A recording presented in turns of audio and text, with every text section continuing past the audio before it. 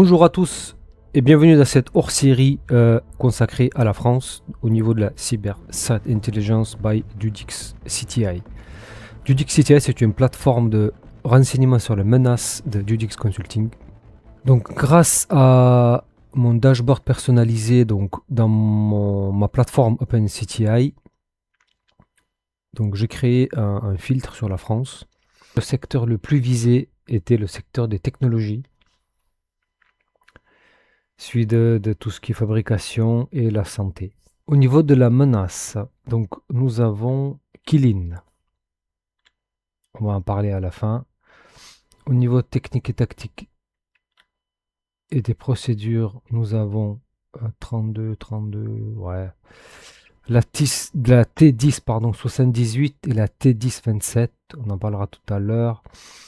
Sur les malwares qui visent donc la France, on a donc toujours Cobalt Strike en première position. C'est un outil de hacker de post-exploitation.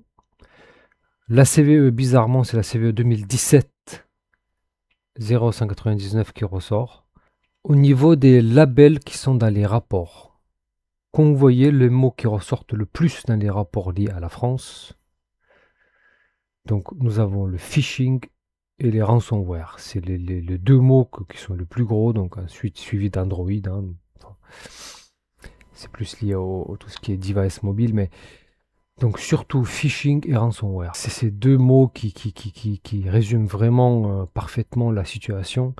C'est-à-dire que le vecteur d'entrée, ça sera du phishing pour délivrer la charge utile qui sera donc le ransomware. Le TTP. Donc le TTP, ça veut dire les tactiques, techniques et des procédures d'attaque utilisées par les assaillants. Donc on est sur le 1078. 1078, c'est une technique en fait de mitre attaque. Donc si on tape 1078, donc là j'ai déjà tapé pour vous. Donc ça, c'est la technique qui est liée au compte valide. Donc ça veut dire concrètement que les attaquants aujourd'hui, ils n'ont même pas besoin de craquer les mots de passe. Ils utilisent les comptes existants, tout simplement. Ils les récupèrent via des fuites sur le darknet ou par du social engineering, donc en faisant tout simplement de l'OSINT. Donc si on s'attarde sur la menace Kylin, c'est une menace qui est observée depuis juillet 2022 et c'est la famille des ransomware. Ça, c'est une des dernières attaques aussi de Kylin.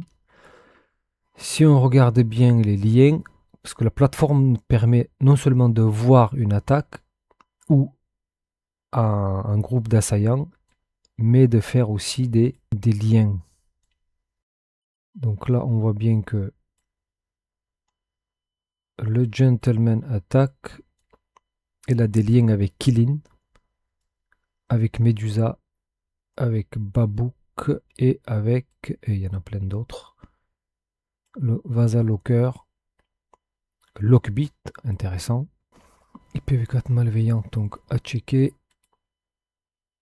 Voilà, en gros, qu'est-ce qu'on a là? Donc, on a donc ce mode opératoire qui s'appuie sur le code malveillant de type Kylin, Lockbit et tout. Donc, on voit directement les liens entre ces assaillants, ce groupe de cybercriminels. On voit les fichiers qui sont déposés. Donc ça, c'est les hashes des fichiers. Donc chaque fichier a sa propre signature numérique qu'on appelle le hash. Ça, c'est intéressant. Donc ça, c'est les CVE utilisés. Où est-ce que je pourrais les mettre pour s'introduire? Donc les CVE 2024 et 2025. Il y en a d'autres là.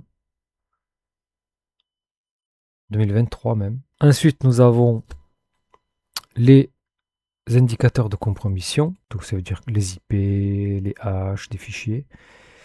Et les techniques et des tactiques et des procédures utilisées.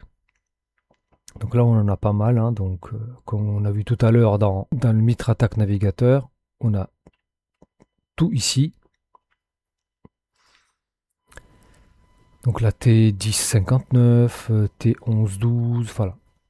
En gros, cette menace, c'est la plus grosse menace actuellement au niveau sur le paysage numérique mondial. Qu'est-ce que Qilin? Donc si on regarde rapidement Qilin, donc c'est un groupe d'assaillants qui attaque essentiellement donc en France tout ce qui est secteur de l'éducation nationale. Ils ont attaqué par exemple l'ENT, l'environnement numérique de travail, donc de l'éducation nationale. Ils visent des données techniques des établissements sans confirmation sur une éventuelle exfiltration de données personnelles ou sensibles. Donc quel est le mode opératoire et des techniques d'attaque de Qilin donc? Qilin exploite en fait plusieurs vecteurs pour obtenir un accès initial. Accès initial, ça veut dire ce que ça veut dire, hein. Donc c'est le moment quand l'assaillant rentre chez sa victime, souvent via des campagnes de phishing, des accès à distance compromis, c'est-à-dire par VPN ou RDP, et des vulnérabilités critiques, comme on a vu tout à l'heure, donc certains CVE qui sont utilisés. Une fois infiltré, le groupe réalise une élévation de privilèges, utilise des outils comme Mimikatz pour le vol d'identifiants, et procède à une propagation latérale dans le réseau. Des scripts automatisés énumèrent Active Directory, donc l'annuaire central de l'entreprise impactée, et collectent des données sensibles, qui sont exfiltrées avant le chiffrement.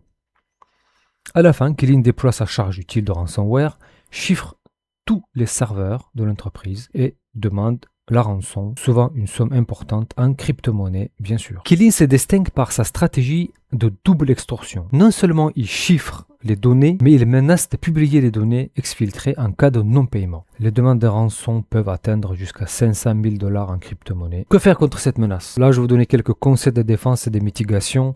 Donc, pour se protéger de Qilin, donc, il convient d'adopter des mesures rigoureuses, notamment la mise en place d'une authentification multifacteur sur tous les accès, en particulier les VPN. Corriger rapidement les vulnérabilités critiques.